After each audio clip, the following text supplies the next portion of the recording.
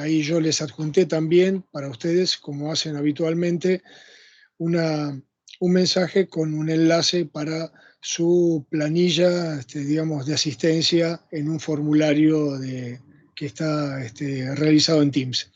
Así pueden tener su asistencia. Aparte de eso, lo que les comentaba, nosotros tenemos de alguna forma un doble control por parte de gente de la Secretaría y del departamento, que además verifican la asistencia en Miel, con lo cual lo que ustedes informen o los que yo veo que están conectados en esta plataforma, tengo que chequear que también hayan ingresado en Miel para cumplir con la norma y la reglamentación de la universidad, que son bastante estrictos en este sentido. Yo normalmente me suele pasar en otras comisiones que los alumnos suelen conectarse un día antes o pasada la medianoche y deja la conexión ahí, digamos, como si el enlace de alguna forma los habilitara o dijera que están presentes. Esa es alguna viveza que me pasa en otras comisiones. Bueno, es un comentario aparte. No suele pasar con la gente de ingeniería, ¿no? Pero, o si se conectan fuera del horario de clases, es como si no estuviesen participando de esa clase. Y eso es algo que se fija mucho y depende un poco de los jefes de cátedra de cada materia. Son bastante estrictos. Yo ahora les voy a compartir el primero de los PowerPoint, así podemos iniciar la clase. Como les comenté, son 3 presentaciones que vamos a ir recorriendo en la clase de hoy. Así podemos visualizar un poco el contenido de lo que les comenté.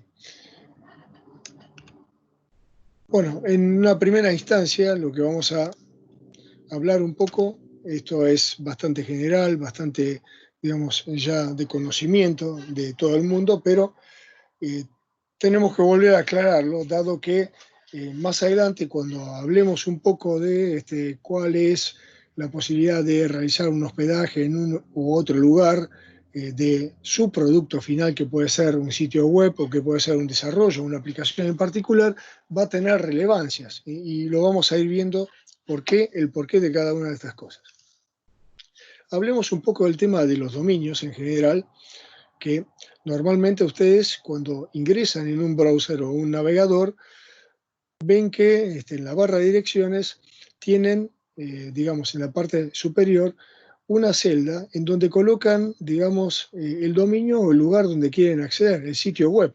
Y es un conjunto de caracteres. Ese stream de caracteres que ustedes tienen, de alguna forma tiene que ser orientado hacia donde se encuentra ese servicio, que probablemente esté alojado en un equipo que ustedes desconocen dónde se ubica. Realmente no sabemos si corresponde a una única dirección o si directamente lo va a derivar después a otra dirección. Para eso, digamos, para muchos de los que ya vieron redes y los que no conocen, se los voy a volver a refrescar, lo que se está buscando de alguna forma es transformar ese stream de caracteres en una dirección, digamos, que sea en la versión IPv4 apta como para poder direccionar la petición que ustedes hacen desde su computadora hacia el equipo denominado servidor. Esto es parte de lo que se denomina arquitectura cliente-servidor, en donde yo en mi equipo en particular tengo, digamos, un software preinstalado. Por defecto ya cuando instalo el paquete de sistema operativo y tengo ya el navegador, ya soy cliente, digamos, para poder, preparado para poder enviar estas peticiones. Y de otro lado, en otro extremo, en algún lugar, en esa nube, digamos, en la red, habrá un equipo denominado servidor con un software especial que lo hace, digamos, que lo habilita de alguna forma a poder responder una cantidad de peticiones por unidad de tiempo. Eso también es un tema que van a ver que es fundamental cuando se habla de múltiples conexiones o de instancias especiales cuando uno tiene una gran demanda. Entonces, este servidor aceptará o no la petición, dependiendo si este dominio es público, si es abierto o si es privado, le pedirá algún tipo de contraseña, de usuario, de password, verificará y ahí lo dejará ingresar.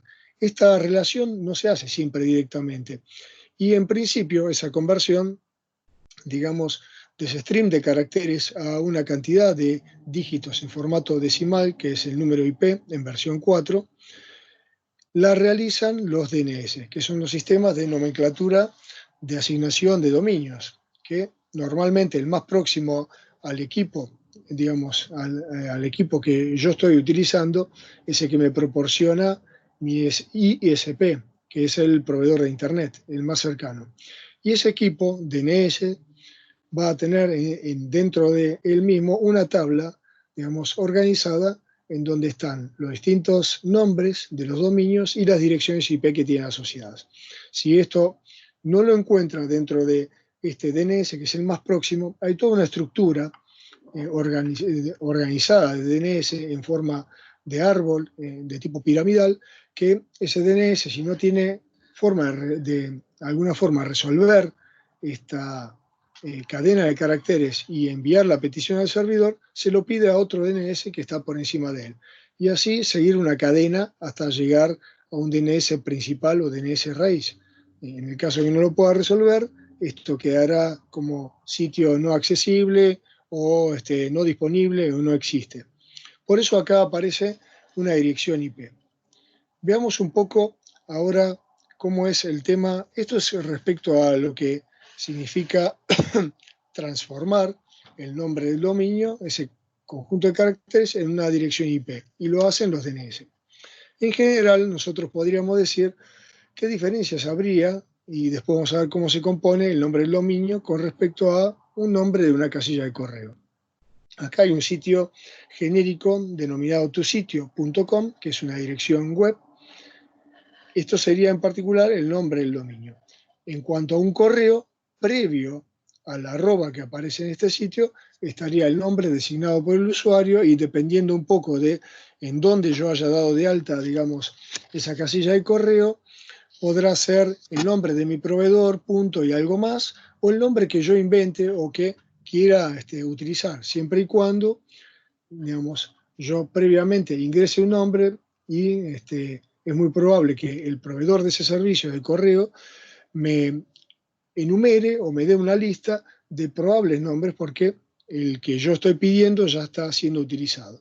Así después el nombre del usuario es único. Luego sigue el arroba, que significa pertenece a, y ahí continúa con el dominio, tusitio.com. Normalmente, digamos, estas son las grandes diferencias que hay entre un nombre de un dominio y el nombre de una casilla de correo. También veamos que ustedes comúnmente la casilla de correo la escriben con minúscula y esto tiene que ver un poco con los lenguajes de programación y el requerimiento que tiene en escribir en letra mayúscula o minúscula, o sea, la discriminación que hace el propio software en que algo se escriba en letra minúscula o en letra mayúscula. Luego está el tema de la traducción, que recién lo comentamos, que son los DNS, el Domain Name System, es el encargado de transformar o asociar, al igual que en los equipos de ruteo hay algo denominado tabla de ruteo, en donde está, digamos, la dirección y el puerto de salida por donde puede salir, hacia qué red quiero enviar un paquete. Acá pasa algo parecido. Normalmente las peticiones, cuando uno hace, digamos, una petición para acceder a un sitio web, el sitio web directamente no se conecta conmigo, sino que la petición la recibe un DNS y el DNS a su vez la reenvía para después obtener de alguna forma esa dirección IP y una vez que tengo la dirección IP yo sí puedo acceder, digamos, al servidor y el servidor devolverá la información enviando un conjunto de archivos que van a parar a un sitio predeterminado como archivos temporales de Internet, dentro de una carpeta específica en mi equipo. Volvamos un poco a cómo está compuesto, entonces, con unos ejemplos, el nombre del dominio. Por ejemplo, acá figura mi empresa, o antes decía tu sitio, este sería el segundo nivel, y el primer nivel es un nivel de agrupamiento denominado genérico. También puede ser que yo tenga más niveles, no solamente dos, sino en el siguiente ejemplo que dice miempresa.com.ar, tener hasta un tercer nivel, donde hay un otro nivel asociado a los territorios. Acá vemos en este esquema, de manera, digamos, visual, cuáles son los dominios genéricos y con cuántas letras en general se los caracteriza. Puede haber algunos que tengan más de 3 letras, como figura ahí info, .history, bueno, y hay algunos que no están mencionados acá, .gov con B corta, .edu que usamos nosotros. Todo eso son dominios de tipo genéricos.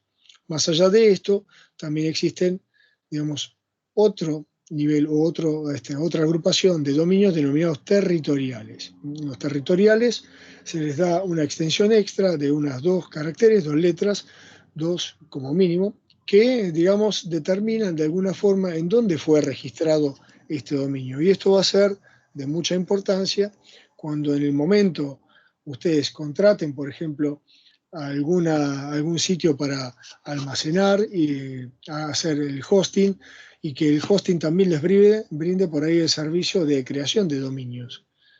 ¿A quién le va a pertenecer esa creación de dominios? ¿Dónde va a estar registrado? A veces esto es importante, porque tiene que ver directa o indirectamente, físicamente, dónde se ubica, digamos, esos servidores, ese equipo de ese proveedor, con respecto a lo que es la legislación a nivel internacional y lo que es la legislación de cada uno de estos países. Esto va a influir directamente en los contratos que van a realizar ustedes con esas empresas.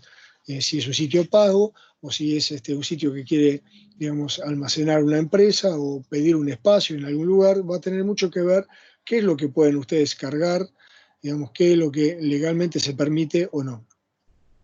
Acá hay algunas extensiones que tienen que ver con los dominios de tipo, digamos, genéricos, que aparecen por ahí.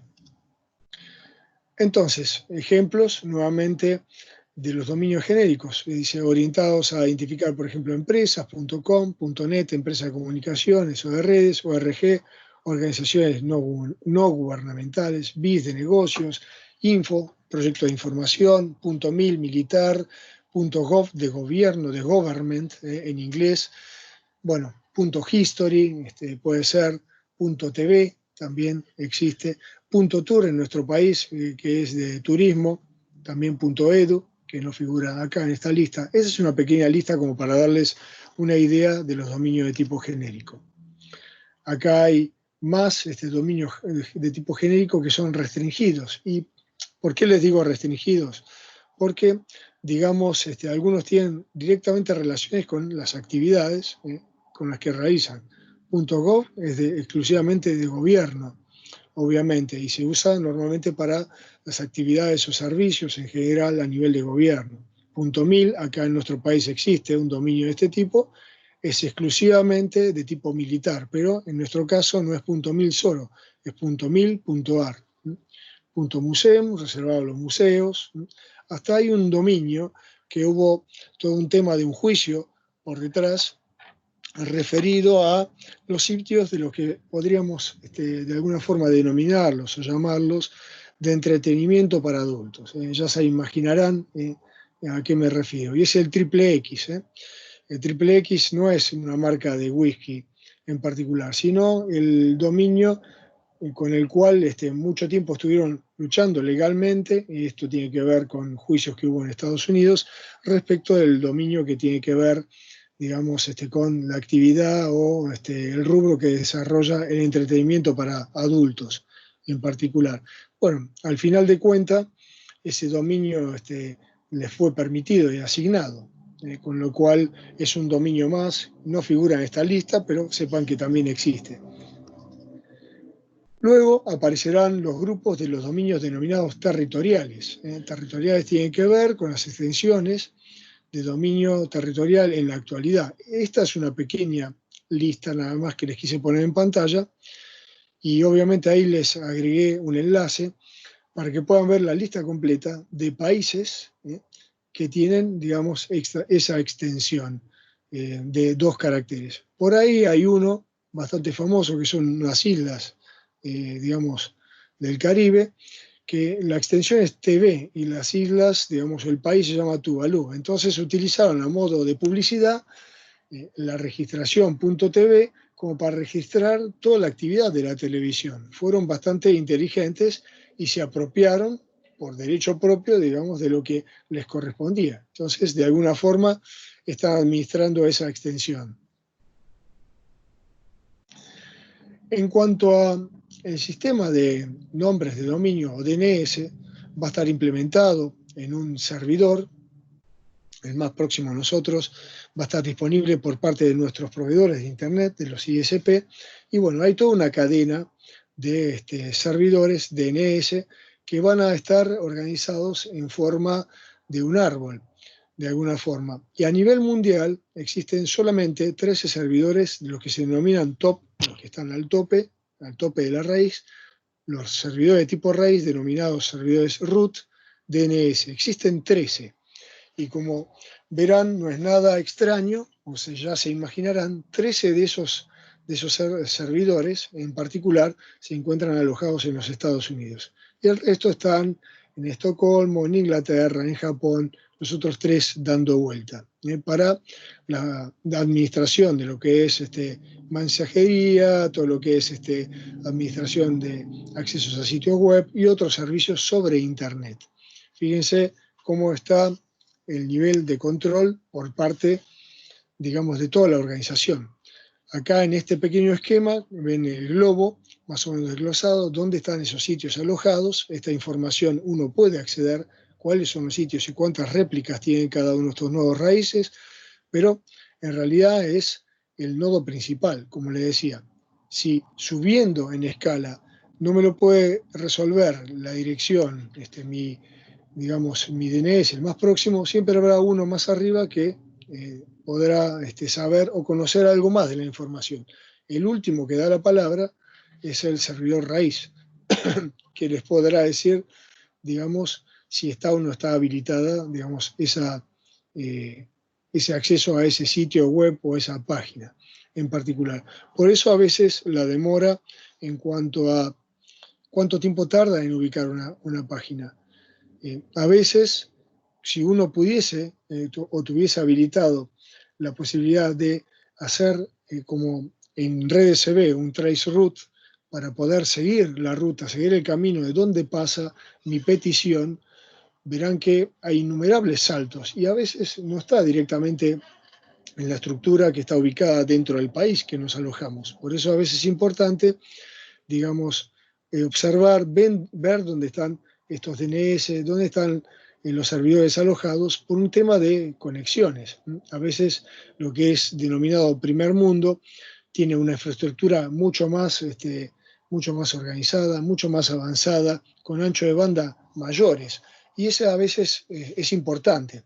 Va a ser importante desde el punto de vista de cuando nosotros demos de alta un dominio, de los sitios que demos de alta y con qué tipo de, digamos, de dominio vamos a querer contar, uno genérico o uno extensión solamente que tenga la extensión de tipo territorial, con ese nivel extra agregado. Eso nos va a dar una idea de a qué nivel estamos trabajando. Una multinacional que tenga, digamos, una estructura bien armada y capital suficiente, podrá dar de alta muchas cuentas e inclusive nombres similares al dominio principal para que por defecto, de alguna forma, mediante equipamiento, se reorienten esas peticiones al sitio principal. Ustedes hagan la prueba de ingresar en un sitio, en vez de Google, poner una palabra parecida y directamente, en muchos de los casos, los va a direccionar a este motor de búsqueda. Porque es así. Es como en el caso de que uno tuviese un local de mucho éxito y no da abasto para atender todos esos clientes, muchas veces se plantean en la misma zona, inclusive en la misma manzana, negocios con un rubro similar. Y uno se pregunta, ¿cómo abre este negocio al lado de aquel que es un pulpo que abarca, digamos, gran parte del mercado? Es porque obviamente de rebote algún cliente le va a caer. Los que no pueda absorber, las peticiones que no pueda absorber uno, las va a absorber otro. Entonces el éxito de esa empresa, en su mayoría, quizás sea el éxito de la empresa más chica que está al lado planteada. Y esto es algo también a tener en cuenta. Bueno, esto es lo que les quería decir en particular en este slide, en esta diapositiva. Y que las peticiones también, uno a veces pregunta por qué a veces uno, desde el punto de vista de la seguridad, hay tantos ataques. Normalmente los ataques y la seguridad en los servidores no son contra el servidor en sí, donde se aloja el sitio, sino contra quienes hacen esta transformación, digamos, de la cadena de caracteres de mi dirección, de mi dominio, a un número IP. Se meten entre medio, de alguna forma, capturan esas peticiones, tratando de aislar el DNS que responde a una petición mía, y lo redirecciona hacia otro sitio, que a veces en muchos casos es muy parecido al oficial, pero con sus variantes para capturar información de ustedes.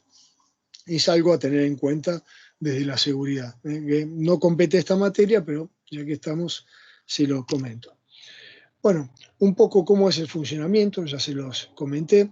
El alojamiento en nuestro equipo, del cliente de correo, del navegador, de ese cliente para hacer peticiones, envía la petición al DNS, no lo hace bajo un protocolo que verifica mucho, que es el caso del TCP. Recuerden que Internet, su base del éxito, está basada en la tecnología militar y es la arquitectura TCP/IP. Y el TCP, que es el protocolo, digamos, de transporte en particular, de transmisión, hace mucha verificación. Y al hacer mucha verificación, tarda tiempo en resolver, a veces, digamos, lo que serían las peticiones. Entonces, directamente se hace sobre otro protocolo que no impide tanto el fragmentado, porque una de las funciones del TCP es fragmentar mucho la información, y no hace tanto control de errores y chequeo de conexión y demás, con lo cual la petición es mucho más rápida. Aquí es donde a veces interviene la gente que maliciosamente quiere ingresar, digamos, en su equipo o capturar su información. Esa petición va bajo UDP, va enviada, digamos, de alguna forma al DNS, el DNS me responde con la dirección y yo puedo acceder al sitio, como lo indica el gráfico, con la dirección correcta, y el servidor devuelve la información, digamos, no me da acceso directo al archivo en sí, sino que hace una copia de lo que yo estoy pidiendo y eso se ve reflejado en los archivos temporales de Internet.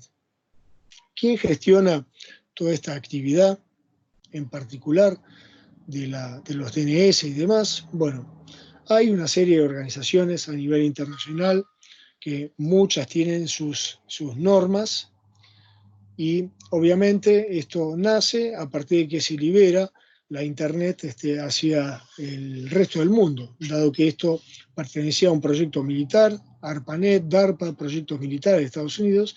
Cuando se decide liberar un poco este tema, empiezan a aparecer distintos organismos que empezaban a poner reglas de juego en claro, normas, normalizar ciertas cosas, ciertos protocolos, ciertos rangos de numeraciones que van a tener que ver directa o indirectamente con la registración de sus dominios. Entonces, esta corporación, el ICANN, que es la encargada de designar los números, a su vez delega esta potestad o la delegó a otras entidades que van a ver que se reflejan, digamos, de alguna forma en el ámbito territorial, según si yo despliego un mapa global, según el área geográfica, y va a involucrar una serie de países.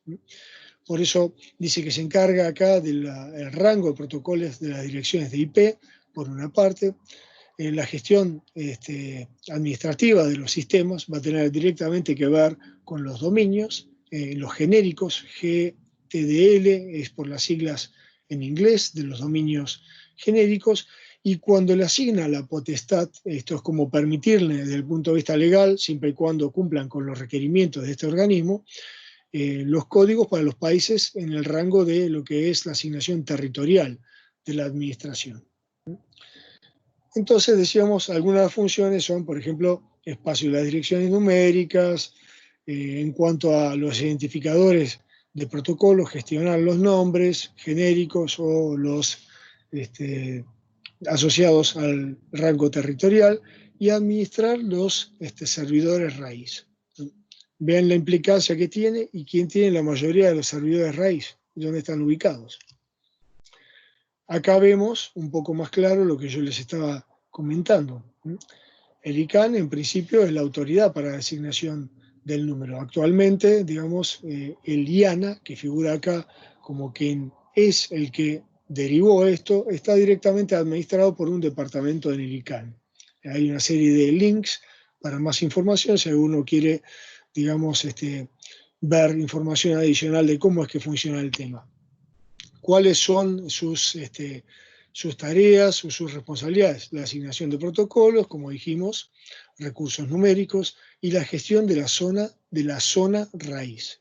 Esto va a ser importante porque nosotros vamos a estar regulados o reglamentados no directamente por el IANA, sino a alguien quien le es delegada esa potestad, que es el LACNIC, y a su vez dentro de nuestro país va a haber otro organismo que es el NIC.ar, el NIC Argentina en general. Entonces vemos una serie de registros regionales, porque en el caso del LACNIC, que va a ser el encargado de administrar los rangos de direcciones IP versión 4, IP versión 6, para aquellos que no conocen qué son las direcciones IP versión 4, son las que vimos hace instantes, compuesta por 4 dígitos en formato decimal, o si no, 4 números, en formato decimal, o si no, 32 bits en formato binario.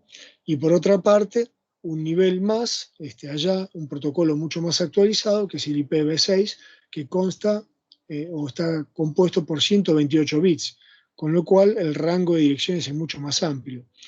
Y nosotros, lamentablemente, como la implementación de este nuevo protocolo IPv6, que ya lleva unos cuantos años, es lenta porque es costosa y a veces solamente es utilizada por grandes compañías o grandes empresas o digamos, corporaciones que están dedicadas a las redes sociales, a la comunicación o al diseño de software, son quienes tienen implementado estas direcciones IPv6, de alguna forma a la larga va a llegar. Pero algunas ventajas y desventajas que tiene uno y otro son respecto al tema de la calidad y la seguridad, que en el caso del protocolo IPv6 ya está implementado dentro del propio protocolo. En el caso del IPv4, las direcciones están de alguna forma agotadas, por eso la designación de rangos de números por zona para la designación de dominios es tan importante, digamos, desde el punto de vista del LACNIC que nos compete a nosotros. Y así en el resto del planeta también. Bueno, el ICANN, como le decía, es digamos, quien de alguna forma permite al registrador acreditado, obviamente va a haber un ámbito regional, como es el LACNIC, y a su vez un ámbito territorial. Acá hay un ejemplo sobre el país España. Pero en nuestro país los dominios de tipo territoriales están administrados por lo que antes era el Ministerio de Relaciones Exteriores y Culto, que tiene que ver, o la Cancillería en general, que tenía que ver con la registración de los dominios .com.ar. Hoy en día está bajo la órbita o la potestad de la Secretaría Legal y Técnica de la Nación. Es quien tiene el pulgar arriba o abajo en cuanto uno quiera registrar un dominio, digamos, en nuestro país, que sea .com.ar. Entonces, como regla general, y esto es importante, y seguramente a más de uno ya le habrá pasado, cuando hayan querido registrar por ahí un dominio ustedes, va a pasar que el nombre por ahí ya existe o que, digamos, fue registrado o está siendo utilizado por otra persona, quizás inclusive no dentro de nuestro país. Esa es un poco la cuestión de fondo. ¿Qué es lo que tenemos? Dice first come, first served. El que primero llega en solicitario es quien se queda. Y esto es un poco la realidad. Las reglas de juego, hace años atrás, no eran las mismas en cuanto a la registración de dominios en nuestro país, dado que había muchos grises desde el punto de vista legal. Es a lo que yo le hacía hincapié en un principio, de la importancia de tener en cuenta dónde voy a registrar un dominio. Si es .com, lo más probable es que esté alojado en Estados Unidos, porque al ser los creadores o casi los dueños de Internet, porque no hay un dueño absoluto, digamos, está la posibilidad de tener cierta legislación que va a ser más o menos permisiva, o habrá leyes que me prohíban publicar cierto tipo de cosas y en otro país esté totalmente, digamos, liberado el tema. En nuestro país en particular, lo que solía suceder es que uno podía registrar los dominios que quisiera, con el nombre que quisiera. Bueno, eso fue cambiando con el tiempo y hoy en día hay una cantidad limitada de dominios y encima de todo eso, mientras nosotros los teníamos, digamos, la registración de manera gratuita, en otro lugar había que abonar o pagar una cuota por un tiempo determinado, cosa que ahora se está dando también, digamos, en cuanto a la registración de los dominios. Está asociada directamente a la legislación, tiene que ver con registros, inclusive que cruza con la AFIP a nivel nacional, y por eso un poco el tema de que esté en la órbita de la Secretaría Legal y Técnica.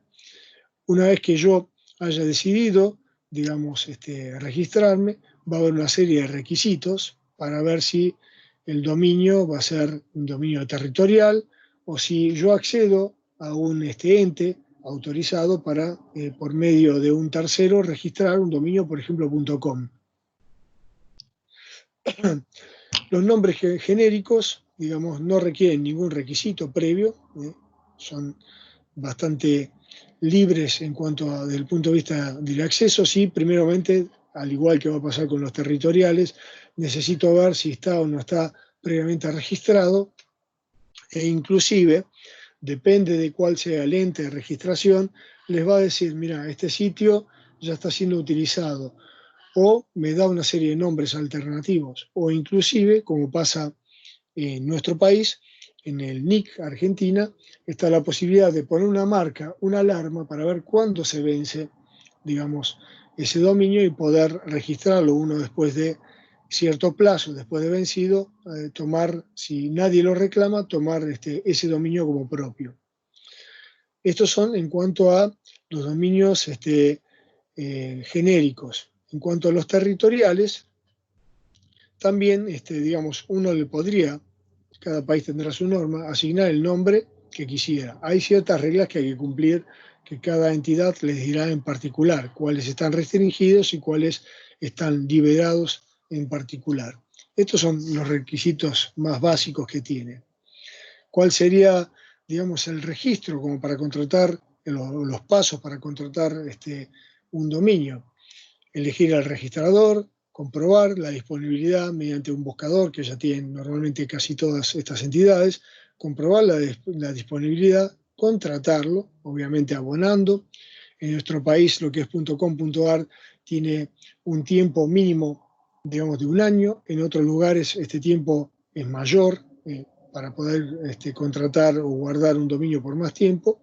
Luego le pide, una vez que uno ve la posibilidad de contratarlo, la posibilidad de configurar un panel y la posibilidad inclusive de renovarlo. Para eso hay toda una serie de requerimientos que hay que seguir. Si es un dominio como particular, prácticamente eso se puede hacer en línea y inclusive abonando el importe correspondiente, tener la posibilidad de que al correo que yo declare, que está asociado a esa cuenta y al usuario, me envíe, digamos, un aviso previo, una advertencia, mira, te falta tanta cantidad de días para que se venza el dominio. Es un recordatorio. El registrador a nivel nacional, nosotros directamente dependemos del ACNIC, pero el ACNIC, como vimos, tiene que ver con el ICANN, que es quien está a la cabeza de todo en cuanto a como ente registrador. También yo podría hacerlo, el registro, mediante un revendedor. Y ya vamos a ver, o se los voy a volver a recalcar, que a veces no es conveniente usar un tercero, un revendedor, porque lo más importante es que el registro lo realicen ustedes, ustedes sean quienes lo registren y no quede a nombre de otro el registro, porque si en algún momento rompen la instancia del contrato que tienen con ese tercero, si es un proveedor de un servicio, tampoco van a tener poder acceder al dominio que en principio es de su propiedad, y eso es un poco contraproducente. Comprobar la disponibilidad, hay varias formas de comprobarla. En el NIC-AR hay un buscador de dominios en donde yo coloco un nombre y veo si está registrado con nombre y apellido de quién lo registró, por cuánto tiempo lo tiene, y como le decía, esta es la consulta. Yo puedo poner una marca, una alarma para que de alguna forma me informe también si está libre o va a estar disponible en cuánto tiempo, si es que no lo vuelve a a recontratar y a registrar. Hay otra forma de comprobar la disponibilidad de dominios. Yo podría entrar en la barra de direcciones y colocar whois y ver de alguna forma, ahí me va a devolver el nombre del dominio que yo estoy viendo, el nombre de quien lo registra, cuál es la dirección IP, datos en particular de ese registro. Y en otro nivel, también dentro del whois, uno puede comprobar con el nombre que yo deseo colocarle a ese dominio, qué otras extensiones habría la posibilidad. Y que me busque, por ejemplo, acá hay un ejemplo, que me busque con la extensión que es territorial para el Reino Unido, para Estados Unidos, o que son de tipo genéricos en particular. Y esto viene asociado un poco a lo que yo les comentaba hace instantes. Si uno ve que un sitio tiene éxito, lo más probable es que otro trate de copiar ese éxito. Y a mí me convendría, si el nombre del dominio es José Pérez, hacerlo como .com.ar o que sea .net, si me lo permite, registrar, o alguna otra extensión que me permita, digamos, registrar en más de un nombre de dominio lo que va a ser el acceso y después redireccionarlo en alguna forma a que vaya a parar al servicio o al servidor donde esté, digamos, mi sitio web principal.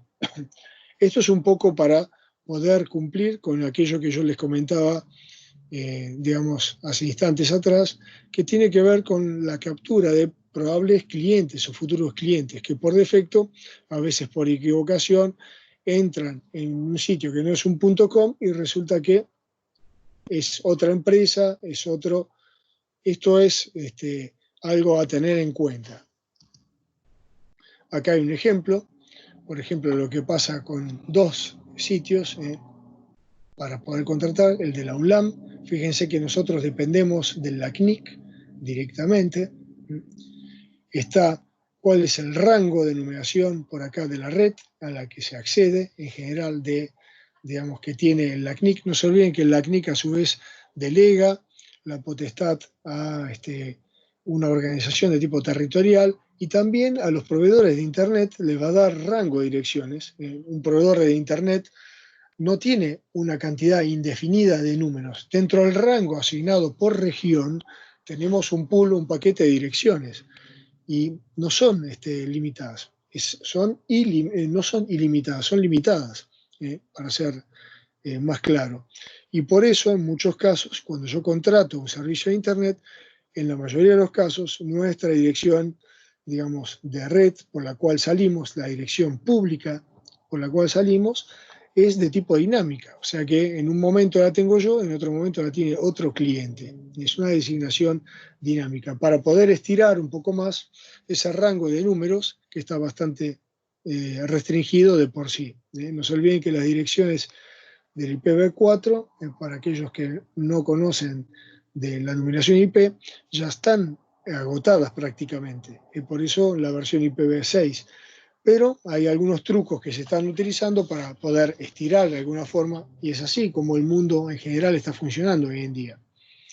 Hay otro ejemplo acá sobre la derecha, sobre la petición a quién corresponde esta dirección IP, que es uno de los servidores que tiene Google en realidad. La dirección de alocación acá me da un origen genérico, nadie le va a decir puntualmente dónde está ese servidor, porque, digamos, esto es como los secretos empresariales o los secretos de Estado o militares, trata de ocultarse esta información. Pero es lo que directamente nos pide quién es el ente registrador, quién es el encargado, digamos, de alguna forma de darme el servicio a mí, el proveedor de Internet y demás. Entonces, ¿cuáles son las secuencias en una solicitud de un dominio? Primero trato de alguna forma averiguar si existe o no el dominio, después trataré de configurarlo una vez que esté aprobado, pagado y demás, en cuanto a qué otros servicios va a tener asociados, si solamente la registración o si también va a tener datos del sitio donde se va a almacenar. Si yo se lo voy a delegar, la potestad si es delegado a otro o no, la potestad de tener ese dominio que lo registré en mi nombre. Esto es típico en los servidores de web hosting, en donde yo no tengo probablemente un servidor propio y le delego esa potestad, digamos, a una compañía que puede ser paga o no paga para hacer de sitio de almacenamiento de mi sitio web o lo que yo esté, digamos, de alguna forma registrando en el dominio. Y después, último paso, la posibilidad de renovar, digamos, el registro en un tiempo prudencial. Depende un poco de los países, siempre hay un tiempo previo, un mes antes nos envían un correo, posterior al vencimiento también hay un plazo, que vencido ese plazo se extiende una cantidad de días, esto depende un poco del ente registrador. Luego de todo ese plazo, perdón, está la posibilidad de que si no hay una contestación, una respuesta afirmativa, de que ese dominio quede liberado para que lo utilice otra persona. En nuestro país, como les decía, esa potestad está delegada, digamos, de alguna manera en la Secretaría Legal y Técnica, y el sitio en particular se denomina NIC Argentina, nic.ar. Yo puedo ingresar, como dice el HTTPS, en la parte inferior, y ahí es donde empezaría yo la registración. Fíjense que en el sitio oficial también nombra a la AFIP por una parte. Bueno, el NIC Argentina depende de la Secretaría Legal y Técnica, como les decía, y a su vez tiene distintas organizaciones que están de alguna forma orientadas para brindar, entre comillas, un servicio más eficiente de los dominios que son .ar, territoriales, para que haya igualdad de condiciones para todos. ¿Y esto a qué hace alusión directamente? A lo que pasaba años atrás, que yo, siendo una persona X particular, podía registrar, no sé, los dominios de las compañías telefónicas, las grandes corporaciones de alimentos o cualquier empresa que se me hubiese ocurrido, hubiese registrado eso y era parte de mi, digamos, de mi paquete de direcciones que estaban asociadas a mi nombre. Totalmente, como no había un vacío, un gris en la parte legal, se permitía esto. Dado esto, bueno, empezó a aparecer una legislación al respecto que limita esto a una cantidad de direcciones y ciertas condiciones que hay que cumplir, que en principio es lógico, porque si no tenía que contratarle el servicio a un tercero que era el dueño de esa dirección y bueno, obviamente sin hacer nada se hizo de unas monedas.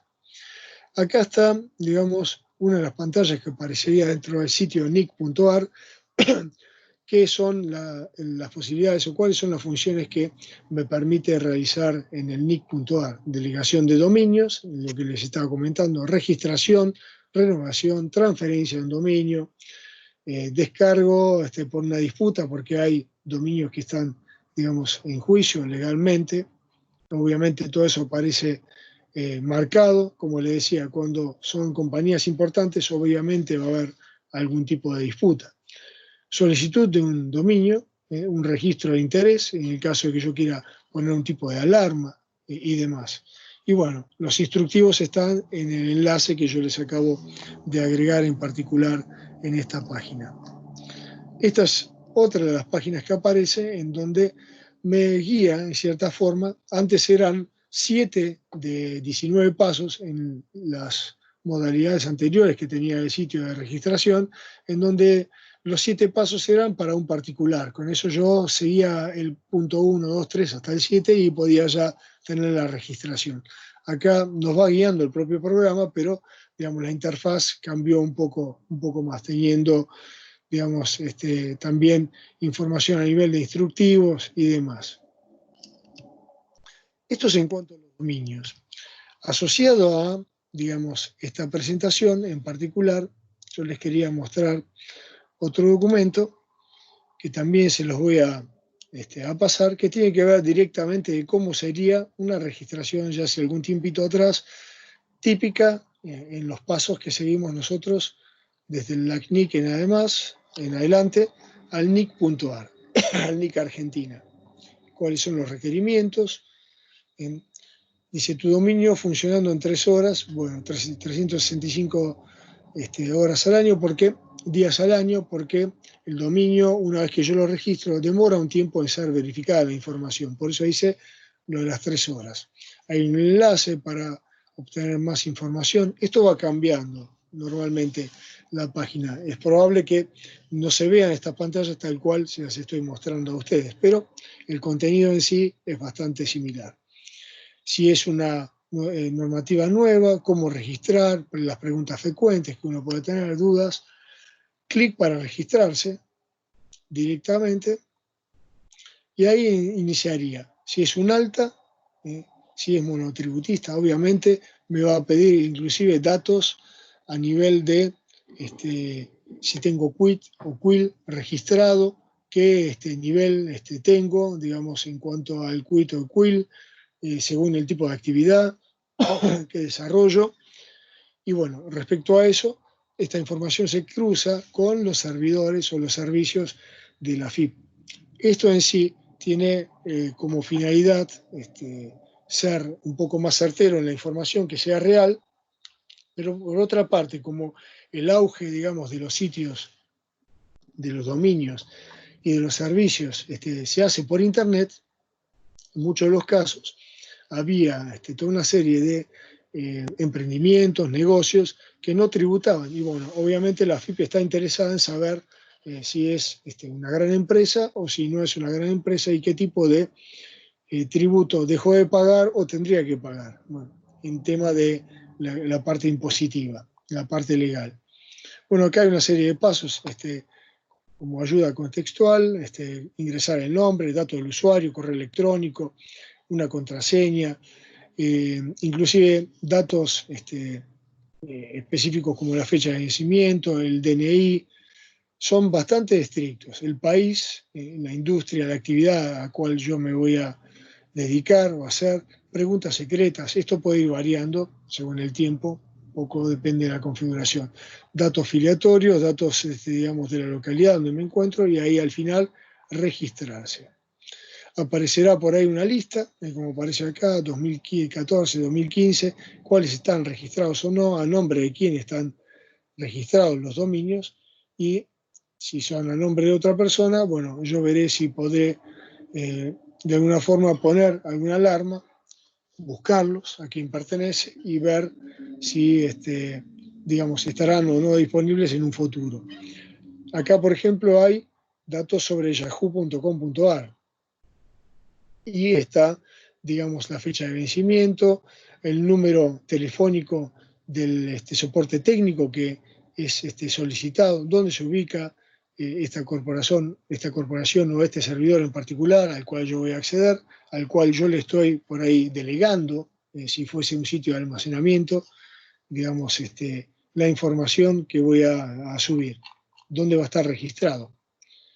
Y bueno, primero, lo que le decía, consultar el dominio, ver si está o no está disponible, los pasos a seguir, que más o menos los comentamos, rango de vigencia 1 año, era lo que se solía utilizar, pagar el dominio y ahí ya quedaría registrado a nombre mío. Los cargos van siempre dirigidos a un medio de pago electrónico. Bueno, hoy en día eso ya es en muchos de los casos. Esto no era tan común hace un tiempo atrás.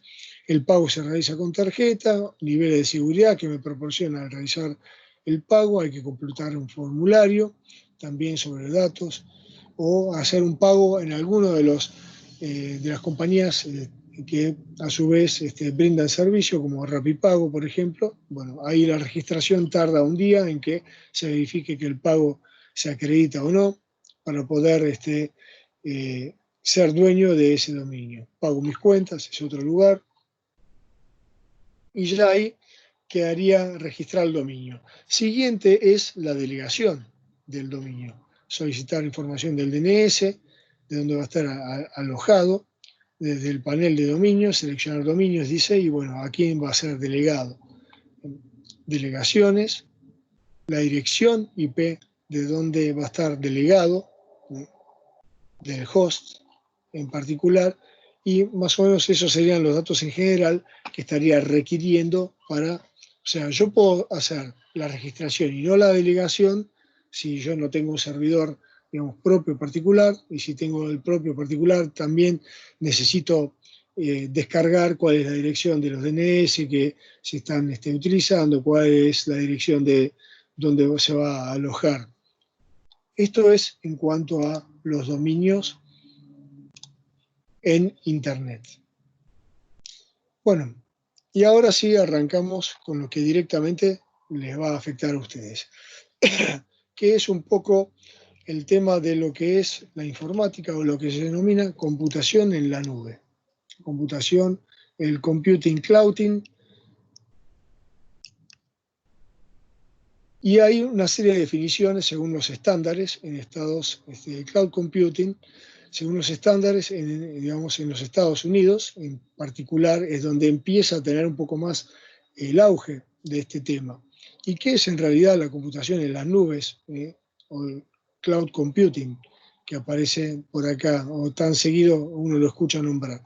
Este modelo, al final de cuentas, hace uso o me permite el acceso de un conjunto de recursos ya sea redes, servidores, servicios, aplicaciones o inclusive, digamos, que son propiedad de un tercero, al igual que todo el hardware que lo soporta. Estamos hablando de equipamiento de servidores, que puede ser uno o varios, que van a atender a una demanda que va, digamos, a ser realizada por, digamos, un cliente, entre comillas, llamémoslo así. Y esa persona va a ser el cliente, va a poder acceder a estos servicios y realmente no va a saber dónde están alojados porque es un conjunto de elementos activos, como les mencioné, o servicios, inclusive montados sobre estos elementos activos que pueden ser servidores y otros dispositivos, para poder, digamos, de alguna forma darle cumplimiento a, digamos, una serie de condiciones por las cuales fue contratado ese servicio para brindarle los servicios. Y vamos a ver la diferenciación que va a haber entre diferentes tipos de organización que puede llegar a haber en función a quién administra y quién puede acceder, digamos, al tipo de computación o al tipo de nube, computación en la nube que va a haber. Hay otras definiciones que hablan del modelo y qué es lo que significa. Como les decía, más o menos todo el mundo habla de lo mismo. Siempre se habla de los recursos físicos y lógicos que me proporciona un tercero, que sería mi proveedor de la nube, y yo de alguna forma acceder a esos recursos, desde cualquiera de los medios. Hablemos desde un centro de cómputos para poder acceder a un tipo de nube en particular, para hacer uso de recursos tipo aplicaciones, plataformas o infraestructura en sí, o desde un celular o una tablet. Hoy en día, fíjense que prácticamente estamos en muchos de los casos, en el caso de ustedes, ahora estamos utilizando Teams, que es un producto de Microsoft, y en el caso de la universidad, vía, digamos, esta entidad que es la universidad, al ser un ente educativo, tiene contratos con Microsoft o Microsoft, como lo quieran decir, mediante una serie de productos que están asociados a una cuenta de tipo educativa y tiene que ver con el paquete en línea 365, entre los cuales este es un servicio más que tienen, el de Teams, volcado sobre, digamos, esta cuenta dentro de el grupo, digamos, de tipo genérico que es .edu, en este caso en particular. Entonces se podría decir que consiste en una conexión, como decía, que puede ser de alguna forma el medio de conexión para ustedes va a ser contratado de alguna forma, inclusive el medio y la virtualización de esos recursos, porque yo no veo los recursos, son presentados como una única entidad, como un solo ente. Ustedes no saben si tiene el proveedor, va a tener 1 o 20 servidores, o si un servidor presta servicios a varios a la par, y ustedes lo ven como si ustedes fuesen dueños de ese equipamiento. Para ustedes es un único recurso que puede ser virtualizado y consiste en la interconexión y virtualización de esos recursos, como dice la definición, para que ustedes puedan acceder a ese medio. Y como vemos, tiene que ver en muchos ámbitos, es como si se cruzaran estos grandes grupos en cuanto al hardware, la utilidad en sí, el acceso a lo que es administración, a los servicios, por ejemplo, por acá, y eso conformaría nuestra nube en general. ¿Cuál era el modelo previo a al nacimiento o a la aparición de la computación en las nubes? El modelo clásico tipo cliente-servidor que yo les mencionaba. Los clientes, un dispositivo, digamos, intermedio, que es un switch que reparte las peticiones, y el servidor que presta los servicios a las peticiones que realizan los clientes. Ahí yo tenía que hacerme responsable de la actualización de la tecnología en cuanto al hardware, el software también, el mantenimiento, un mantenimiento preventivo y correctivo. En muchos casos solamente se le dedica el último, el correctivo. Hablamos de, ante una situación de emergencia, verificar e instalar un parche nuevo de seguridad y obviamente administrar la red. Este era el modelo previo a la nube. ¿Qué características ahora tenemos dentro de la nube en sí? ¿O cuáles son, digamos, los valores agregados o los pros y los contras que teníamos respecto al anterior, que tenemos respecto al anterior? Acá el aprovisionamiento de los recursos puede ser inclusive totalmente elástico. Si yo tengo más demanda, no depende ya de mí de incorporar más hardware para poder tener, digamos, mayores recursos al momento de tener un boom en las peticiones de mis clientes, por ejemplo. Eso dependerá de un tercero. El acceso siempre es vía red, guiado por las SLA. Estos son los acuerdos de requerimientos. Es el contrato que firmamos con nuestro proveedor y nosotros tendríamos que verificar por parte del cliente su cumplimiento y el, digamos, proveedor lo va a tratar de verificar por parte de él a ver si cumple con lo que se fue diciendo en el contrato o se firmó en el contrato. Siempre, digamos, de alguna forma, vamos a tener que verificar también la transferencia en el riesgo. Es decir, todo está en la nube y si la nube corresponde a un único proveedor, como vamos a ver, bueno, no tendría que de alguna forma poner en duda en cuanto al riesgo de esa información, quién la va a manejar. Pero a veces los servicios son terciarizados y no está a la vista del cliente.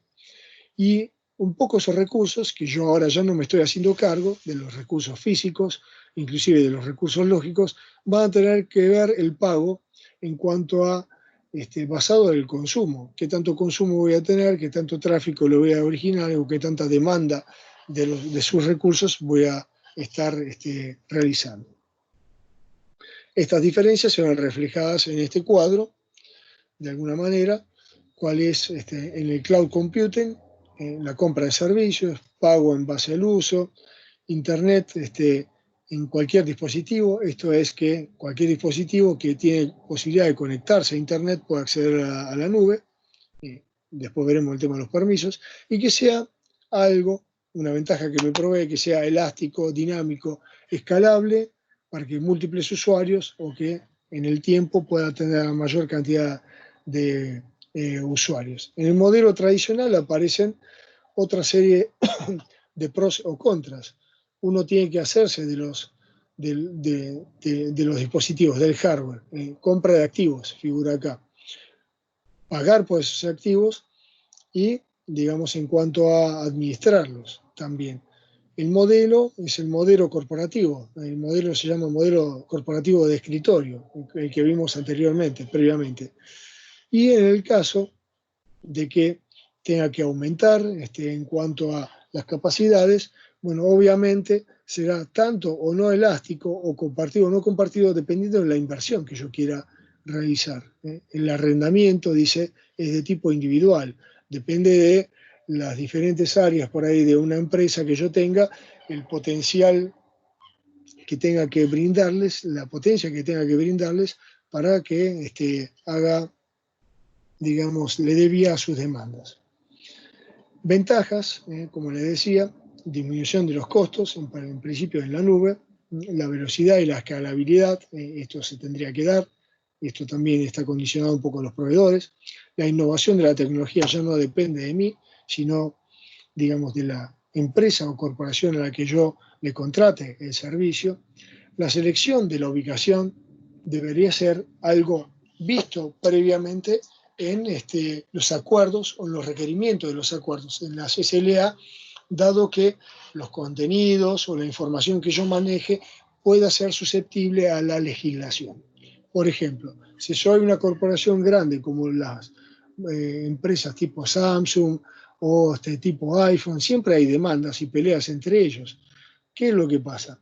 Si a mí se me ocurre poner un servidor, digamos, contratárselo, la ubicación, y la ubicación está en China porque al proveedor le resulta más barato, no sé cuánto de seguridad pueda fiarme yo que tenga, siempre y cuando vea qué es lo que pasa desde el punto de vista legal.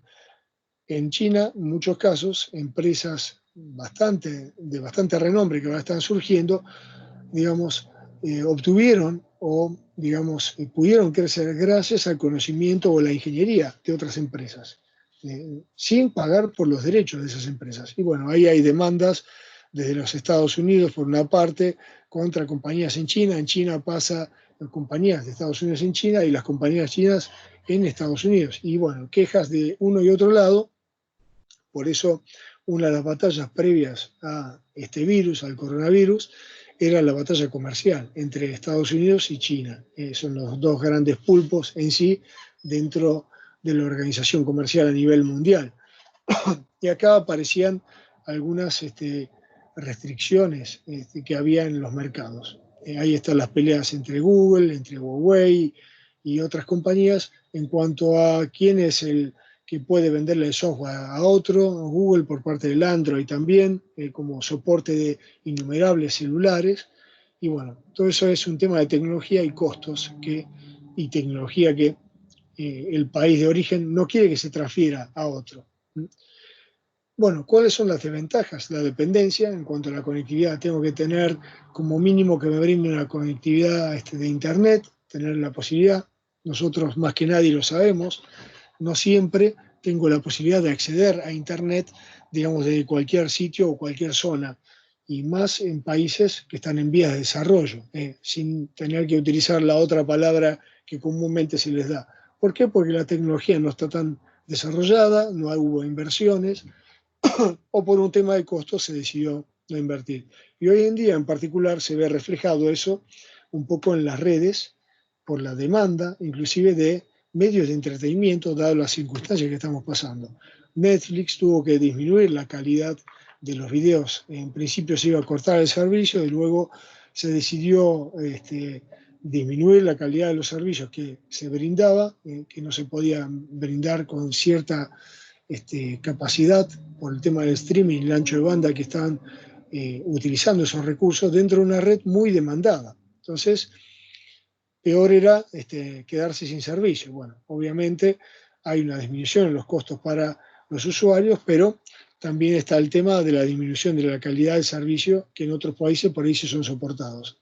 La infraestructura física y lógica no debería, como le decía antes, yo tengo que saber en qué país va a ir a parar, y a veces muchas empresas de las que ofrecen servicios en las nubes están de alguna forma terciarizando los servicios. Entonces no sé si mis datos están pasando por manos de terceros o no. Entonces eso es un tema de investigación previa a contratar un servicio. La capacidad o la velocidad a la que puede responder la compañía o el proveedor ante demandas que pueden ser inelásticas o elásticas en un momento determinado. El tema de la seguridad, la exposición de los datos, lo hablamos, la escalabilidad a largo plazo. Bueno, hoy en día no creo que mucha gente pueda hablar de escalabilidad, pero sí de permanecer en un estándar que tratan de no perder de alguna forma. Pero yo siempre con visiones a futuro, en un proyecto a un año, a 5 años, a 10 años, se hace el diseño de cómo va a ir creciendo la empresa y cuáles van a ser las demandas en todos los recursos que, digamos, de alguna forma tiene la empresa. En cuanto a los modelos de nubes, pueden ser en tres grandes grupos: la nube pública, una nube abierta. Si bien los proveedores pueden ser privados, comúnmente podemos ingresar a ese tipo de servicios. Luego está la nube privada, que prácticamente sería un globo cerrado. En la nube privada sería la disposición de la información dentro de la propia empresa. Y una nube híbrida que consta de los beneficios de ambas. Las empresas podrían tener migrado dentro de algún lugar en la nube su nube privada solamente para su personal, y dar cierto rango de accesos para ciertas acciones, para extender más allá de la finalidad o, digamos, de la posibilidad de tener de los recursos que tiene la nube privada, de extender esa posibilidad y los recursos más allá de su propia capacidad a una nube pública, fijándose en qué es lo que van a darle permisos para poder acceder. Tal es así que muchos de los casos, las nubes que tenemos hoy en día son de este tipo, híbridas. La nube pública, como le decía, bueno, mi proveedor de Internet es quien me da el acceso. Bueno, la nube pública, en cierta forma, el arrendatario o el proveedor de esos servicios va a darme un servicio en general y va a permitir que una empresa o un tercero, ya sea una persona en particular, pueda acceder. Y ahí hay algunos ejemplos: IBM, Google, Amazon. Estos son nubes de tipo públicas, en donde quizás en la mayoría de los casos no necesite registrarme o tener un usuario o una contraseña. El proveedor de servicio gestiona y los distintos usuarios pueden acceder. En cuanto a la nube privada es gestionada y tiene que ver con la economía y la escala de la empresa en particular. Y va a tener como ventajas el tema de la seguridad, porque es algo mucho más controlado. Está dentro de la órbita de la empresa y va a tener que ver con lo que es la seguridad implementada en su propia red. ¿Está? Qué usuarios están o no están autorizados para utilizarla, qué rangos de horarios tienen, digamos, y qué privilegios tienen. En cuanto a la nube híbrida, bueno, digamos, de alguna forma combina estos recursos, es la posibilidad de convivir entre la nube pública y la nube privada y aumentar, digamos, de alguna forma, a extender más allá de lo que es la nube privada y sus aplicaciones, tener acceso a aplicaciones que quizás, o aprovecharlas, quizás una nube privada no me dé, como sería el caso. Ustedes podrían tener aplicaciones propias de control de stock, de facturación, de contabilidad, propias de su empresa, y acceder, por ejemplo, a una nube pública para poder contratar los servicios de un paquete Office en línea con Microsoft o con lo que ustedes decidan contratar. Y acá hay un pequeño ejemplo de una nube híbrida, bueno, una nube privada, virtualizada de alguna forma dentro de la nube, una nube pública, y la capacidad de tener, desde el punto de vista del usuario, desde una nube privada, tener acceso a algunas cosas o algunos elementos o herramientas que sean útiles, digamos, y que no disponen la nube privada. Bueno, veamos un poco a ver cuáles son los modelos de la computación en las nubes. Y acá hay una serie de siglas que aparecen, y esto sí es importante. Hay tres modelos clásicos que se nombran o se establecen de manera genérica. Una es la infraestructura como un servicio. La segunda es la plataforma como servicio. Y la tercera será el software como un servicio. Y fíjense, yo les volqué en la parte inferior una pequeña aclaración. Si hablamos de software, si hablamos de plataforma, o hablamos de la más básica o elemental, que es la infraestructura como servicio. La vamos a ir nombrando una a una para ver cuáles son las diferencias. Acá hay, digamos, una gestión propia. Esto sería como una pequeña nube privada, donde yo tengo y aplico, digamos, el data center, que puede ser virtualizado, y yo hago, de alguna forma, uso de esos recursos. Soy encargado de la parte física, de los servidores, de la virtualización, si hay distintos modelos, de los sistemas operativos, de hardware y software, para poder llegar hasta el nivel de aplicación.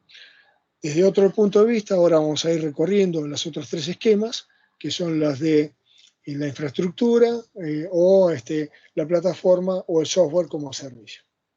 Si hablamos de infraestructura como servicio, vamos a ver que en este modelo lo que nosotros estamos virtualizando o contratando de gestión a terceros, esto sería un proveedor en una nube, es la gestión de virtualización de los recursos que los administra este tercero: almacenamiento, servidores, la interconexión a la red. Todo eso va a depender de un tercero. Por eso es importante ver dónde van a ser alojados, como les decía antes, en qué lugar o en qué país va a ser alojado esto. Esto es toda una instancia previa que hay que averiguar. Y yo le voy a dar el resto de la gestión en cuanto a la aplicación en sí, por ejemplo. Por eso, fundamentalmente, está orientado, por ejemplo, para hospedar herramientas, aplicaciones que ustedes estén utilizando. En cuanto a la plataforma como servicio, la plataforma como servicio tiene es como si fuese una evolución del almacenamiento que vimos antes, que era del web hosting. Bueno, acá hay una serie de elementos que me va a ser gestionada por un tercero. El middleware, los sistemas operativos, las plataformas, las virtualizaciones en función a la plataforma y todo lo que es el ámbito físico que ya hablamos antes, tanto sea el hardware, digamos, y las conexiones a nivel de red. Todo esto va a ser una capacidad que va a ser contratada a un tercero y yo no tengo que abonar por esto. Bueno, obviamente acá dice orientado para qué, para construir. Típico objetivo, el objetivo público es desarrollo de herramientas, base de datos, por ejemplo, software de tipo intermedio, son, digamos, ámbitos de prueba, software de infraestructura, en donde yo puedo empezar, depende del servicio que contrate, tener distintas plataformas y empezar a probar, digamos, aplicaciones que después voy a, digamos, a venderla a un cliente, por ejemplo. La gestión propia es sobre las aplicaciones y sobre los datos. Acá no entraría, digamos, el tema de la administración por parte de un tercero. Y un tercer nivel, que es el modelo más elevado, que es lo más probable que esto sí los afecte a ustedes en cuanto a si quieren o solicitan recursos, por ejemplo, para lo que es el comercio electrónico. Y ahí es el software como un servicio. Prácticamente toda la gestión está dada por parte de terceros. El modelo de distribución, donde una empresa sirve, me da el mantenimiento, el soporte, el software, el tiempo que va a ser contratado el servicio y después los requerimientos en particular que vamos a ver en otro Power, dependiendo un poco del modelo de servidor que voy a seleccionar. Esto es el software como servicio. Bueno, software como servicio, como les decía, el punto de interacción es la aplicación y los objetivos que antes no se les había indicado son aplicaciones conjuntas, por ejemplo, operaciones, fabricación y diseño de una aplicación para el público en general. Bueno, ¿qué es lo que yo necesito o requiero o tendría que chequear? La portabilidad de la información, algo a tener en cuenta antes de contratar un servicio, los retos y los riesgos en cuanto a la computación en las nubes, la seguridad en cuanto a la computación en las nubes y la legislación. Estos son puntos importantes. Bueno, en cuanto a la portabilidad, mitigar los riesgos y incrementar la flexibilidad. ¿Qué significa esto? Portabilidad de la información. Si un proveedor de servicios de la nube no cumple con los requerimientos o no abastece mis requerimientos, yo podría ser o tendría que estar lo suficientemente, digamos, liberado. Mi facilidad tendría que ser mayor para transferir esos datos desde, digamos, un proveedor hacia otro proveedor futuro, a otra nube. ¿Por qué? Porque comúnmente no cumple con los requerimientos, no hace cambios en la infraestructura, no cumple con, digamos, lo esperado en los acuerdos. Bueno, este siempre es un punto álgido o un punto de problemas con los proveedores, porque no es tan fácil deslindarse o desligarse de uno cuando los datos los tiene el tercero. Mitigar los riesgos, eso es importante en cuanto a afrontarse primero, cuál va a ser una elección adecuada del prestador, que no haya una falta de transparencia y control. Son dos de los grandes puntos en cuanto al riesgo en sí. ¿Por qué les digo esa falta de transparencia? Porque no sé dónde están ubicados mis datos, no me informa de eso, esto es bastante común, que no se controle los accesos de los usuarios con privilegios, que puede ser dentro o fuera de mi empresa, aislamiento de los datos, que digamos que estén ubicados en un servidor y que no haya a su vez otras empresas que estén en la misma área, en el mismo servidor, bajo algún tipo de virtualización de recursos para esa empresa y que estén alojados en el mismo. Obviamente tiene un tema de costos. Si yo quiero un servidor dedicado para mí, solamente para mí. Obviamente, por más que esté virtualizado en distintas plataformas, ese equipo va a ser solamente para mí, no va a haber un tercero.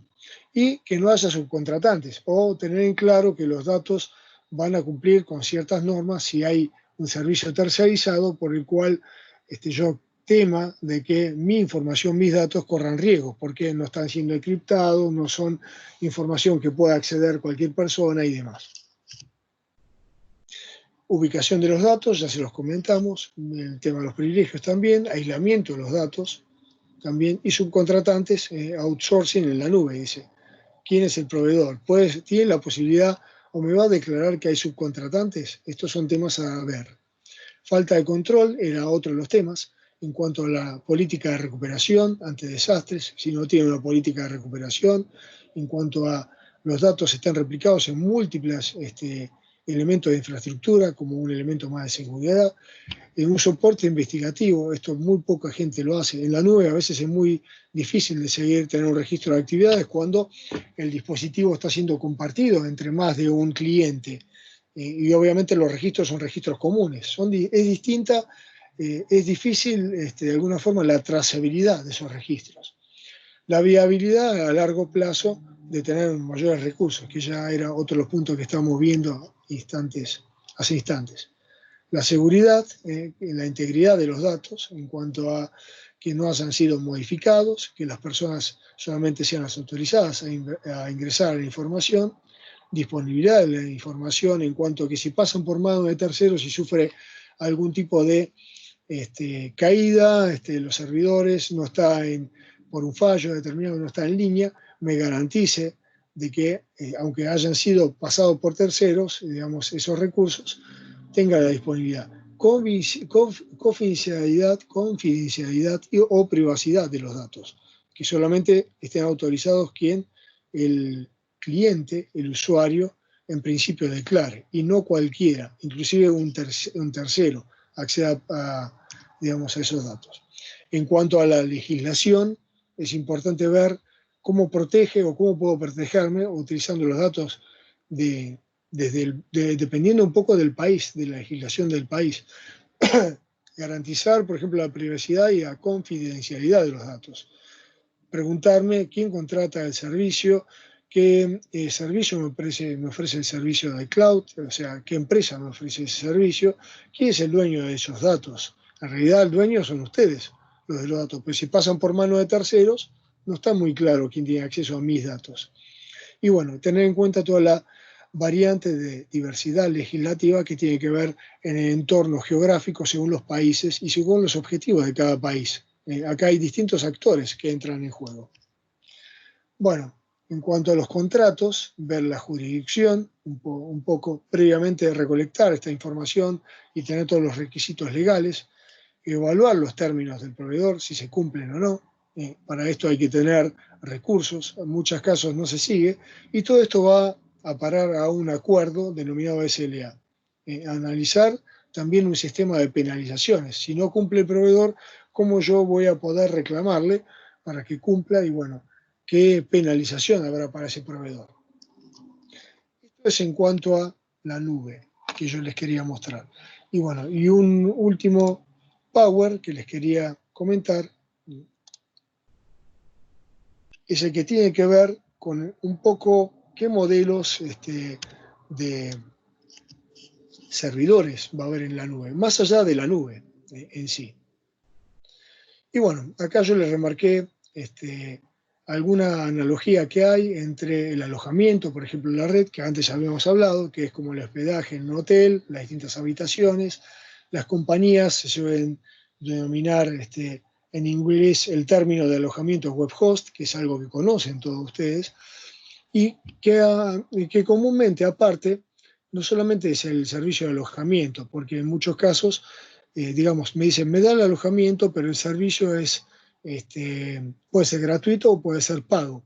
En el caso de los gratuitos, ¿qué pros y contras tienen? En el caso de los pagos, ¿qué pros y contras tienen? En el caso de los pagos, en muchos de los casos, es muy bajo el costo mensual que hay que pagar, a veces son pocos dólares, bueno, dólares es una palabra prohibida para nosotros, pero podríamos decir que es bajo el costo para hospedar, y aparte tengo otros beneficios, como por ejemplo correos electrónicos, que me pueden servir, la posibilidad de subir o descargar la información vía web o vía servidor, digamos, de transferencia de archivos, FTP, son algunas de las capacidades que se me dan, aparte, digamos, para poder implementar, digamos, mi servicio. O sea, tengo mayor cantidad de servicios pagando una pequeña tarifa que los servicios que son totalmente gratuitos, que en muchos de los casos sí me da la posibilidad de subir, pero vía web puedo subir de un archivo por vez, nada más me limita en el tamaño, en la cantidad de archivos.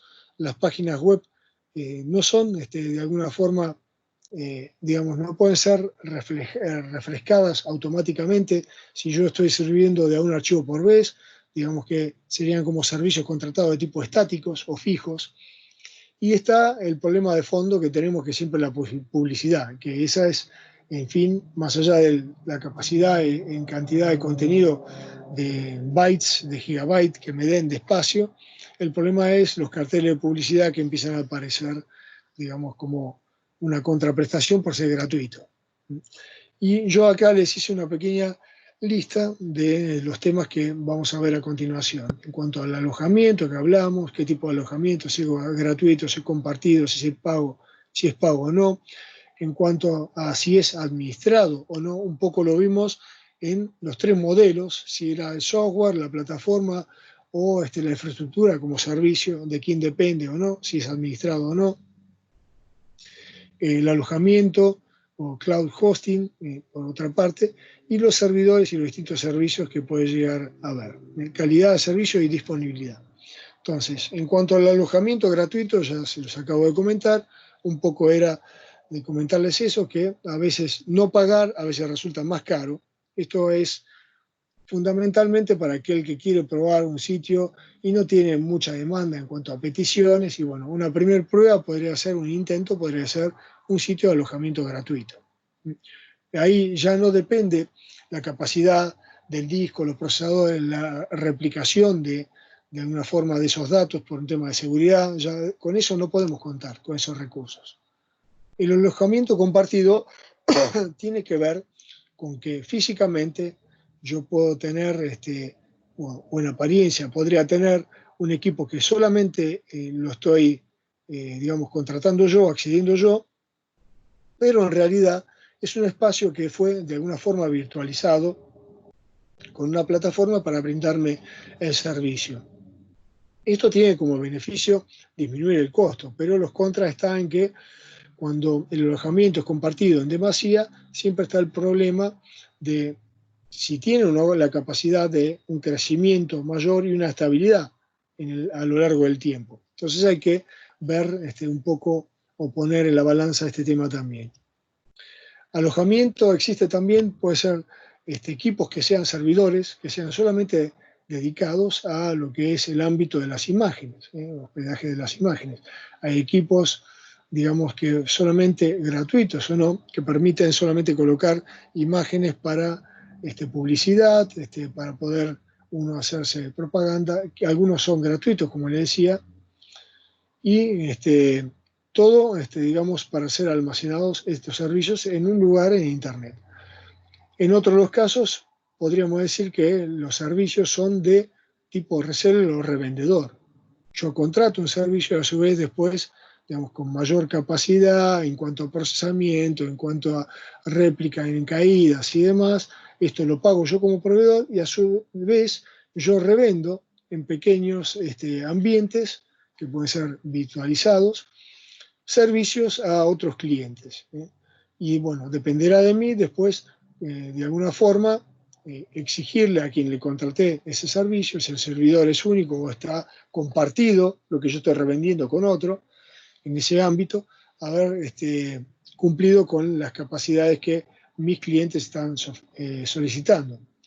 Servidores de tipo virtuales, redes privadas virtuales, que le ofrecen, digamos, de alguna forma, tener acceso a compartir o no una computadora, una máquina de tipo virtual. Y esos programas, en realidad, como al ser virtualizados, se están alojando en servicios, en servidores exclusivos de un proveedor en donde yo contrato este servicio. Un servidor, por ejemplo, de tipo dedicado sería como el que les nombré, un equipo solamente para mí. Y ahí tendría que ver si el servidor es dedicado solamente para mí y lo va a administrar mi organización o lo va a administrar un tercero. Comúnmente, esto es para grandes corporaciones, puede ser uno o varios equipos de servicios dedicados para alojamiento de base de datos, de servicios para mis clientes o mis empleados en una empresa, y lo más probable que cuando yo contrate, este es uno de los servicios más caros, cuando solicito un servidor dedicado, yo tener en cuenta cuáles son los requerimientos en cuanto al hardware, cuál es la potencia, qué cantidad de memoria dispongo, qué cantidad de réplicas, digamos, por el caso de la seguridad ante caída, tengo de esa información en otros lugares, qué disponibilidad tengo de los recursos en cuanto a, digamos, la conexión de Internet y el de energía, que este sería el top de los casos. Yo contrato un lugar, yo le planteo cuáles son los requerimientos, obviamente esto es una de las contrataciones más costosas que hay, qué requerimientos tengo en función al ancho de banda requerido, digamos, al alojamiento, a la disponibilidad física del espacio. Saber dónde se va a alojar es importante para mí, y que me asegure el proveedor eso como mínimo. Y el resto me encargo yo, en cuanto al diseño, las plataformas y demás. La ventaja está en que, digamos, físicamente no está en mi ámbito, en el caso de ese tipo de servidores que son dedicados. No lo tengo que comprar yo, no lo tengo implementado en mi empresa, se lo contrato a un tercero, siempre y cuando, digamos, cumpla con mis requerimientos. Después hay, en el punto número 2, me dice si el software, digamos, el hosting, el almacenamiento va a ser administrado o no. Y bueno, esto va a tener que ver con el alojamiento. Si es no administrado, obviamente todos los errores y digamos, las interrupciones que haya dentro de este sistema que yo contraté, lo voy a tener que solucionar yo en principio. En cambio, si es administrado, dependerá del servicio del proveedor. En cuanto al housing, acá dice básicamente es alquilar o vender un espacio. Bueno, esto es un poco lo que yo le decía. Bueno, yo quiero un espacio en particular para, digamos, implementar cierta plataforma.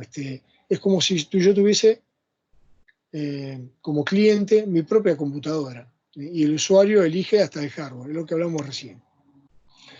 Alojamiento en la nube, esta es el cloud hosting, que ahí me definiría, digamos, la contratación, va a ser el almacenamiento en la plataforma o en, digamos, los servicios que me provee cierto proveedor de almacenamiento de datos en la nube, y va a estar en la nube almacenado, no en un servidor en algún lugar, sino que va a estar esparcido en la nube. Acá tendremos que ver qué tecnología están aplicando, qué niveles de seguridad tengo que tener en cuenta, que me vaya a dar el proveedor y demás. ¿Qué formas hay de obtener estos servicios? Servicios gratuitos, ya hablamos, servicios pagos, son mediante, digamos, un servicio pago, son mediante la contratación a un tercero, y ahí voy a tener que tener como requerimiento mínimo, bueno, dependiendo de qué es lo que yo esté contratando, a tener en cuenta según el volumen del negocio o la aplicación que yo esté manejando, digamos, si quiero cuenta de correo, que haya una administración de cuenta de correo automática, que haya la posibilidad de tener, digamos, una combinación entre datos y un espacio para los sitios web, que tenga la posibilidad de tener copias de seguridad y cuál es el servicio en días, horas, minutos o al año que me proporciona, qué nivel de seguridad me proporciona en cuanto a el nivel de servicio, en cuanto a tiempo que se puede responder, que sea, digamos, un acceso que sea 24 horas al día, que sea la posibilidad de que sea en el idioma nativo, el que manejo yo en nuestro país, y que, digamos, siempre haya alguien disponible ante una caída. Depende de la cantidad de tiempo de caída que yo vaya a contratar, va a ser el costo de contratación.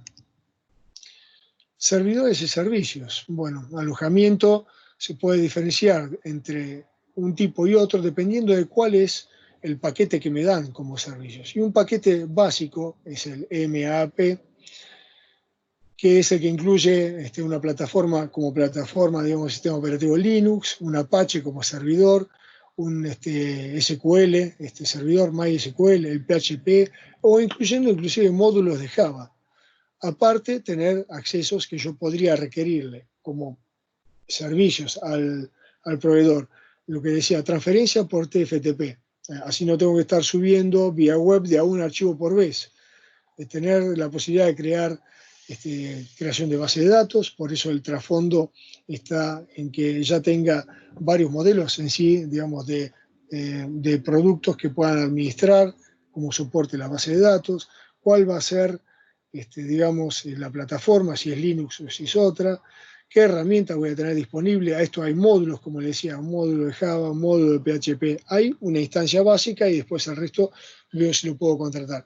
Discos virtuales, por ejemplo, que dice por acá, como para tener, digamos, un elemento de copia de seguridad, qué protocolo se va a usar, si hay dominios y subdominios, ahí ver cómo los puedo registrar, quién va a ser la entidad registrante o no, eso a tener en cuenta, que yo se los comenté antes, y tener la posibilidad, en muchos casos, me da este proveedor de este tipo de servicios datos estadísticos en cuanto al tráfico. Eso me sirve para armar políticas, digamos, para la difusión, para la venta de ciertos productos para mi organización o empresa. Y un poco, llegando acá al final, lo que les comentaba recién. A ver, el hosting que yo estoy solicitando, ¿qué es lo que me va a garantizar? Yo quiero un 100% del tiempo disponible y esto es casi imposible. Pero sí hay empresas que me dan un 95, un 98% de disponibilidad del tiempo. ¿Y esto a qué está asociado? Ese parámetro tiene que ver con la calidad del servicio, el nivel de servicio que uno pretende y bueno, hay una relación, digamos, directa en cuanto a los servicios que me van a brindar y el precio que me van a cobrar. ¿Cuántas horas o cuál es el nivel de disponibilidad? Un 90%. Por mes establezco que por día, mes y año, o por semana, como dice acá, 16,8 horas de caída. Es un montón. Si mi servicio tiene mucho requerimiento, esto es bastante. Tiempo de caídas al mes, 72 horas. Una barbaridad. Y bueno, días al año, parece que fuese un 10%, 365, 36 parece poco, pero para un sitio que no tiene mucha relevancia, esto es importante. Comparar la caída a nivel de año contra la caída semanal, no sea que esos 30 y pico o las 70 y pico de horas todas me caigan en la misma semana, me termina hundiendo. Si yo voy al top del requerimiento, fíjense, 98%, aparece por acá en esta lista, me dice 3,6 horas por semana. Es relativamente poco. Al mes, 14 horas.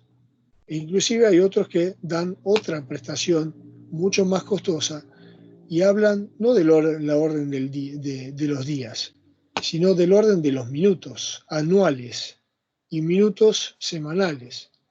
Este sería el tope, digamos, de lo que yo podría en cierta forma contratar, porque seguridad al 100% no hay. Y como le decía, bueno, ver si a mí me conviene contratar este tipo de servicio o si económicamente me conviene contratar otro de menor calidad de servicio. Obviamente acá los costos van a ser mucho más elevados, pero se supone que siempre hay una contraprestación mayor a la que yo estoy abonando como servicio a un tercero. En cuanto a los dominios, bueno, hay que ver qué planes o alojamiento tengo, esto ya lo hablamos previamente, ver si uno es la entidad registrada uno mismo o si lo va a terciarizar, que el dominio lo registre un tercero para una misma compañía y al final no tenga un dominio sino un subdominio. Por ejemplo, que sea Speedy punto y algo más. Y bueno, si yo doy de baja la cuenta del servicio de datos de esta telefónica, obviamente ese dominio ya no me pertenece más. Cualquier reclamo legal, como ellos tienen un paquete abogados, es muy probable que perdure en el tiempo el reclamo hasta que me lo atiendan y bueno, obviamente en perjuicio del cliente que está como cautivo de este tipo de servicios. Bueno, para nosotros hasta acá sería el contenido de la clase de hoy. Lo que les quería consultar, si alguien en particular tiene alguna duda o algo que consultar respecto a lo que fuimos viendo, digamos, hasta el momento. ¿Alguien tiene alguna pregunta, alguna duda?